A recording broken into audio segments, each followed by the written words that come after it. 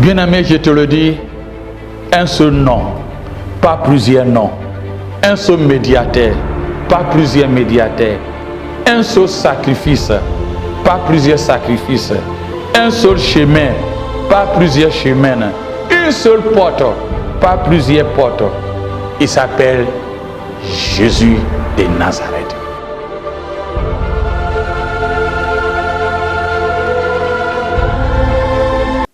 Lisons ensemble Daniel chapitre 2 verset 20 à 22 qui dit ceci.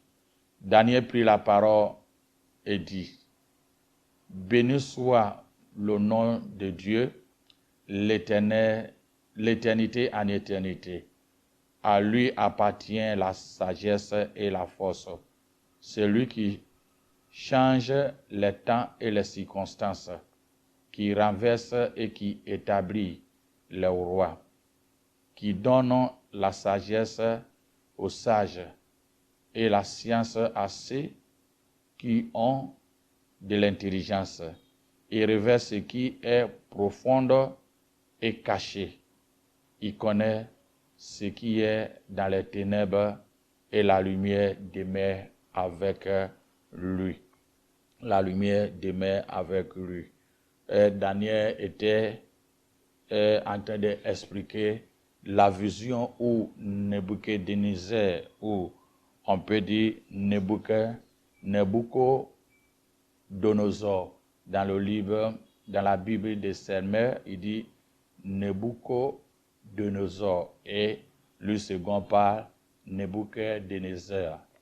Donc, peu importe la version que vous utilisez, Daniel essayait d'expliquer la vision que le roi avait eue à son temps, qui lui rendait perplexe parce que les magiciens, les chadiens et les astrologues n'ont pas pu donner l'explication. Et Daniel, en expliquant la vision que le roi a eue, c'était une statue, et voici la statue même qui est là, qui parlait de la tête qui était en or, qui représente Babylone, et on voit la poitrine, les bras, qui représentent Empire perse, et on voit le ventre et les cuirasses d'Alain qui représentent l'Empire grec, et les jambes de fer et les pieds de fer avec l'argile représentent l'Empire romain. Daniel, en grosso modo, a expliqué à Nebuchadnezzar que son royaume, son empire, sera l'empire excellent. Et après lui, il y aura d'autres empires qui vont constituer, qui va venir. Et c'est ce qui va nous amener à la fin du temps. Lorsque Nebuchadnezzar vivait à son empire Babylone, à l'heure actuelle, les historiens et les théologiens nous font comprendre que l'endroit était situé sur l'Euphrate, le fleuve Euphrate, qui est actuellement Irak, et qui est situé environ 100 km au sud de Bagdad. Donc, le livre de Daniel, chapitre 2, nous parle de la tête qui est de l'or. Quand nous voyons chapitre 7, versets 3 à 4, aussi il parle de lion avec des ailes d'aigle. C'est la même signification. La tête d'or représente l'empire babylonien qui était à son temps où Daniel expliquait la vision. Et le Daniel chapitre 7 verset 3 à 4 parle le lion avec l'aile d'aigle. L'aile d'aigle, c'est durant son règne que le temple de Salomon était détruit. Et il avait emporté beaucoup de Juifs pour aller à Babylone. Ce qui montre la tête comme l'or, la tête était de l'or. Après, ces choses étaient à notre ère 666 après la Babylonienne. Il y avait dans son statut, il y avait 3 empires qui étaient suscités. Il y avait les Mèdes et les Perses, les Grecs et les Romains. Chacun était inférieur à celui qui lui a précédé en termes d'autorité et de son dirigeant. Mais chaque dirigeant avait le plus grand frein et contrepoids sur son pouvoir. Cependant, chaque gouvernement successif était plus dur et plus terrible. Donc, après l'empire babylonien, c'était l'empire des Mèdes et des Perses, qui est actuellement localisé dans la région de Kyrgyzstan,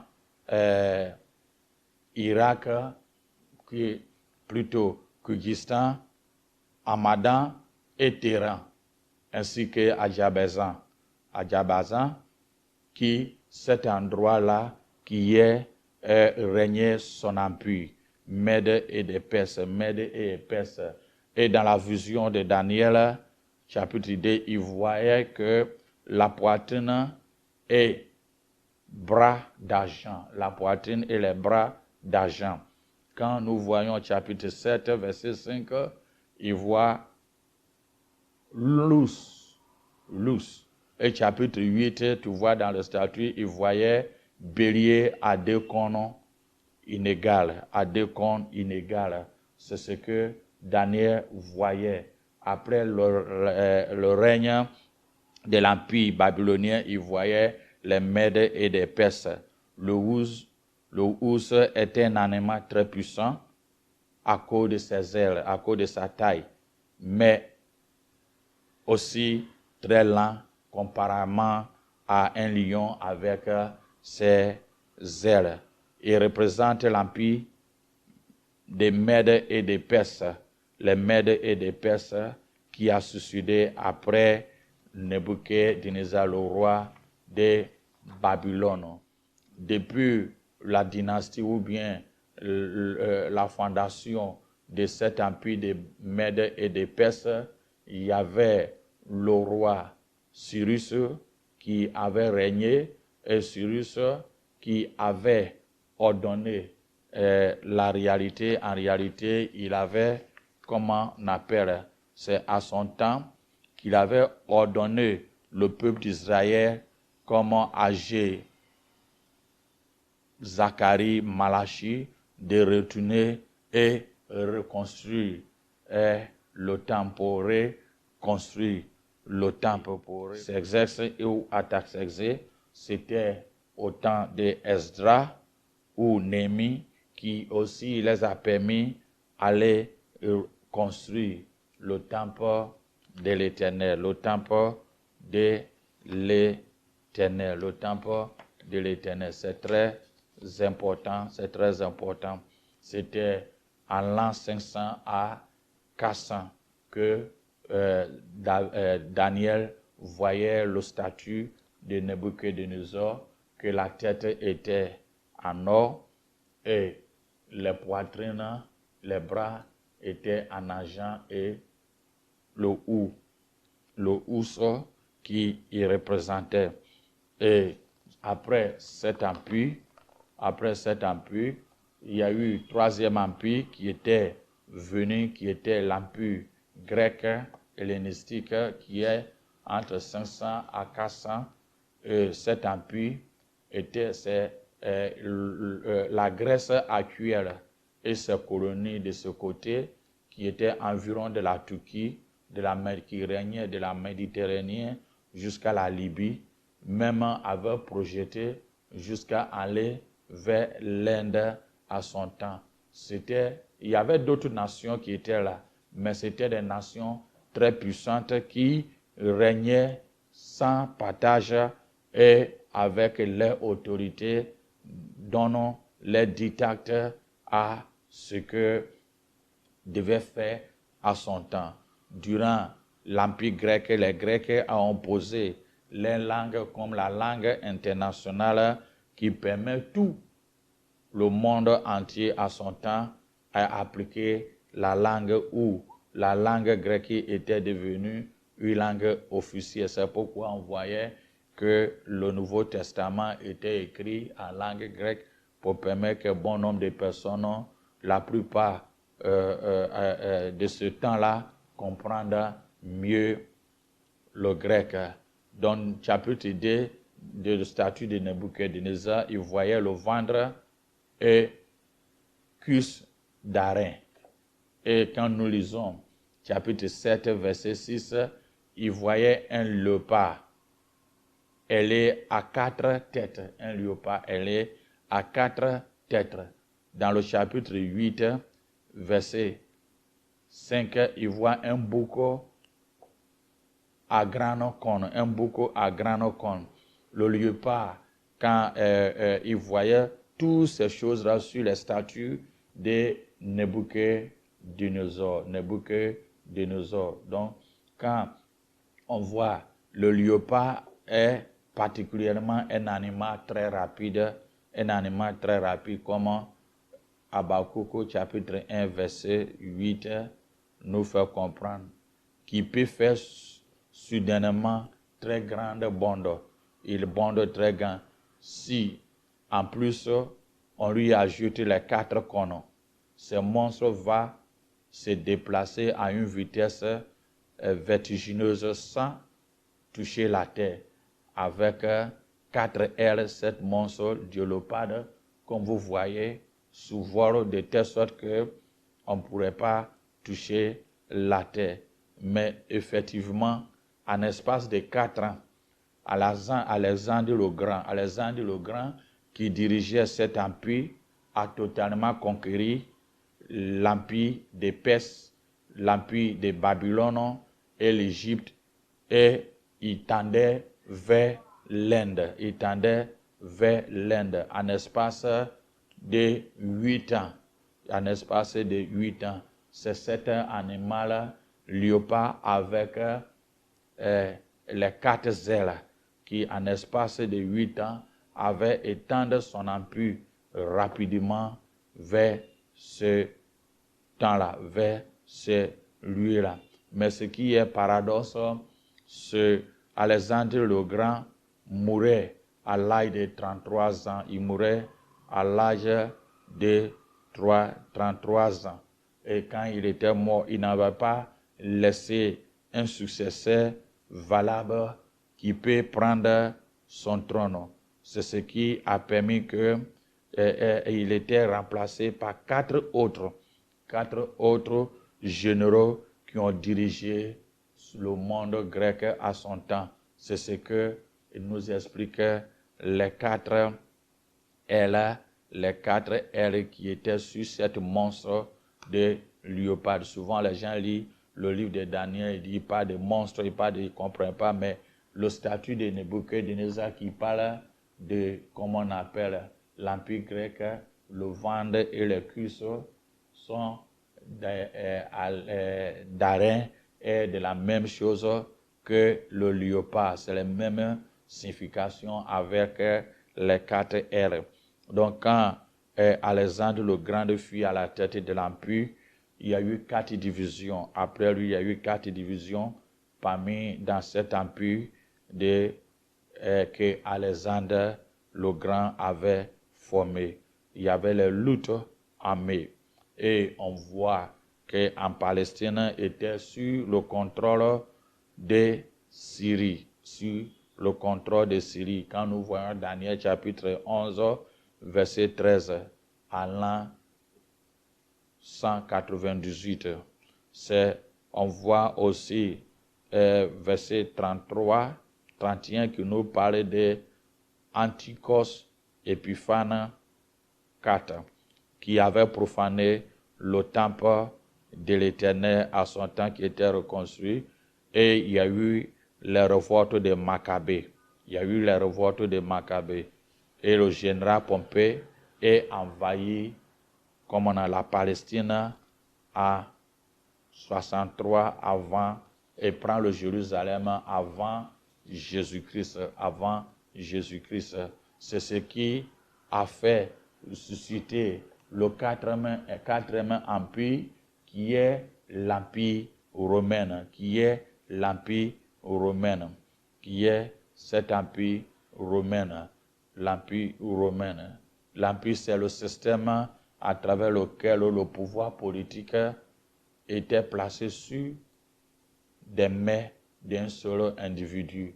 Quand l'empire romain avait appris, était venu, cet empire était dirigé d'une seule personne qui était l'empire Auguste, empire Auguste plutôt, mais il avait des sénateurs et qui étaient des organes qui soutiennent à son pouvoir. Donc, entre les années 14 et 68, il y avait des héritiers d'Auguste qui ont succédé le pouvoir, qui étaient Tibère, Caligula, Claude et Néron, etc., qui a donné la persécution. Donc Daniel, dans le statut, vous voyez, Daniel, vous voyez le statut de Nebuchadnezzar dans le chapitre 2, 40, les jambes de fer, pieds d'argile et de fer. Ça, c'est le chapitre 2. Quand on voit le chapitre 7 à 7, il voit une bête effrayante. Alors que Daniel comparait les 3 premières bêtes qui se sont apparues à des animaux qu'on peut voir même dans les eaux, comme le lion, un nègre, un ours ou un léopard. Mais ce dernier monstre-là, il n'avait rien dit de sa nature. Daniel n'essaye pas ni identifier, ni lui donner le nom. Il dit bête effrayante dans chapitre 7, verset 7. Vous voyez dans la photo que je viens de présenter. Mais lorsque nous voyons le dernier empire, il nous fait comprendre que cet empire correspond à la 4e bête, qui Daniel n'a pas dit son nom, effrayante, terrifiante, d'une force extraordinaire, et des nommes des dents de fer, dévorées, déchiquettes, même piétiner le reste de ses victimes. Cet empire est féroce. Le principal caractère de ce premier monstre était la majesté que Nebuchadnezzar. Le second nom, sa férocité. Du 3e, son agilité. Et du 4e, sa force brutale. L'empire romain, sa férocité et sa formidable puissance de destruction. Avec ses dents de fer, c'est l'avantage comme ça lui avantage comme une machine pour boire quel animal. Il ne connaît pas, ni a la pitié, ni personne, aucun animal peut lui résister. Les 10 cornes de ces monstres correspondent aux 10 teuils du statut de Nebuchadnezzar. Alors le symbole, plus loin, il dit qu'il s'agit des 10 rois. Plus loin, l'Éthiopien nous fait comprendre qu'il s'agit des 10 rois ou les 10 États qui vont susciter. L'Empire romain n'a pas pu résister à son temps. Durant l'Empire romain, ça a commencé de l'Égypte, de la Syrie, dans les Balkans, des Grecs, et il conduisait à la fin des tâches jusqu'à il arriver au temps de l'empereur Auguste. Et Daniel 2, chapitre 40, nous montre les 4 grands empires qui ont succédé. Mais on voyait le dernier empire qui montre que il y avait les pieds de faire et de l'agir. L'agir et le faire ne correspondaient pas, ne peut pas être mélangé. L'Empire romain est le premier, et cet empire est le premier qui avait eu ses frontières dans l'Orient jusqu'en Occident, qui était devenu tellement grand qu'il imposait à quiconque qui le fût. C'est l'empire qui avait des frontières de l'Occident jusqu'à, comment on appelle, l'Orient. Or, c'est au moment où Romain attendait son épogée que se déroule la première phase de son royaume qui est apparu de Jésus-Christ. Au moment où les Romains, l'Empire romain tendait ses vestigieux empire pour aller plus loin que Christ est né. Au temps fixé de Dieu, Christ est venu dans ce monde. Et cet empire était délocalisé, était brisé. Il y a eu les jambes de fer étaient un côté et il y a eu aussi l'agile un côté. Ce royaume était divisé. Il s'est divisé progressivement. Quand on voit le statut de Nebuchadnezzar, on voit que progressivement, la tête était brisée compte tenu de son orgueil. L'empire qui suscitait les mets des Perses était brisé. Il y avait, l'empire grec aussi était brisé. On voyait l'empire romain qui était divisé compte tenu de la corruption et la chute qui était arrivée. Mais cet empire-là n'est pas encore fini. Dans l'avenir, l'empire romain va se reconstituer. On voit aujourd'hui les unions européennes que bon nombre de personnes parlent qu'il y aura 10 confédérations, mais ça peut être plus que ça, étant vers même jusqu'à en Amérique. Cet empire va se former. Il y aura une unification d'une manière politique et économique en Europe qui est le début de formation de cette confédération, qui est les pieds et les orteils de le statut de Nebuchadnezzar, qui est le pied et les orteils de Nebuchadnezzar. De même que l'unification de ces dénominations chrétiennes à travers de mouvements économiques signalés au monde, la réunion des 10 rois qui représentent les 10 toits dans une unité qui ravage les 4 royaumes de le statut de l'empire.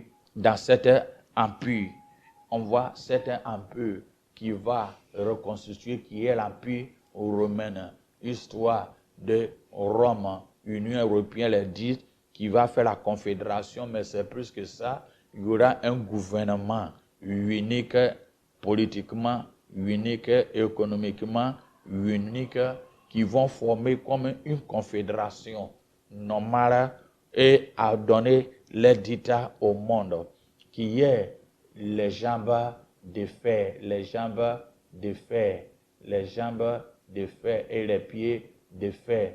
Mais il y a aussi l'agile. Les jambes de fer et les pieds de fer réunissaient avec l'agile, qui représente la chrétienté. L'agile représente la chrétienté. Est-ce qu'il y a les faits et les agiles, l'agile qui est une fois réuni? On voit aussi qu'il y aura un mouvement d'œcuménisme qui va réunir l'Église catholique romaine avec les protestants et d'autres églises, en considérant tout doit se baser sur l'amour. Tout doit baser sur l'amour sans discrimination. Ils oublient que Christ a dit on peut excommunier, on peut éloigner de quelqu'un qui n'adhère pas à sa doctrine. Et tôt ou tard, il y aura que cet royaume va dislocaliser. Voilà ce temps où toi et moi, nous vivons. Nous voyons que c'est monde-là, le 4 empire, qui étaient déslocalisés a commencé à se former avec les mondialisations, avec les politiques uniques, économiques uniques, avec tous les systèmes qui met en place. Entre-temps, on voit aussi l'agir qui sont en train de reconstruire le communisme, l'Église universelle qui va permettre que les jambes de fer et les pieds de fer va permettre à gouverner. C'est ce qui nous permet le dernier empire qui est en train de reconstituer.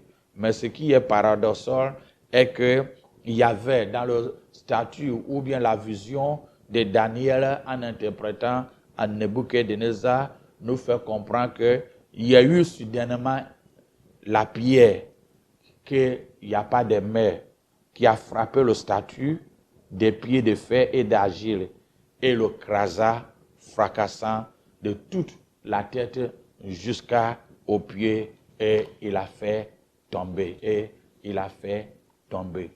il y avait un vent fort qui était venu emporter les derniers restants de sa poussière, afin qu'il ne reste aucune trace de ces statues. Donc quand Daniel expliquait à Nebuchadnezzar, il disait que voici tu es la tête qui est l'or. Après toi, il y aura les Mèdes et les Perses, qui ont les poitrines, les bras d'haleine, les housses, et qui vont venir. Mais aussi, ils auront les fins. L'Empire grec aussi vont venir. Ils vont tendre sur Alexandre le Grand, mais il y aura les fins. Les Romains qui étaient venus, l'Empire romain qui était venu, qui a aussi imposé les dictats avec la corruption, étaient divisés, mais ils n'étaient pas encore disparus. Ils sont en train de reconstituer comment le livre de Daniel nous fait comprendre. Dans cette confédération-là, qui est en train de constituer pour permettre d'avoir la globalisation, monnaie unique, politique unique, économie unique, décision unique. Et en ce moment-là, les antichrists permettent à donner qui doit diriger du côté religieux, qui va permettre aussi qu'il y a une confédération. Et c'est cette confédération qui a déjà la fondation qui était déjà mise en place, le communisme, qui réunit toute la confédération christianisme, catholique, assemblée, pentecôte, tout ce qui se dit chrétien, il va les réunir. Mais ce qui est important, jamais dans aucun cas, l'agile et les faits étaient mélangés. Durant ces périodes où personne n'attendait, il y a eu la pierre que l'humain ne sait pas d'où ça vient, a descendu et a fait terrasser. Bien-aimé, je te le dis, un seul nom, pas plusieurs noms. Un seul médiateur, pas plusieurs médiateurs. Un seul sacrifice, pas plusieurs sacrifices. Un seul chemin, pas plusieurs chemins. Une seule porte, pas plusieurs portes. Il s'appelle Jésus de Nazareth.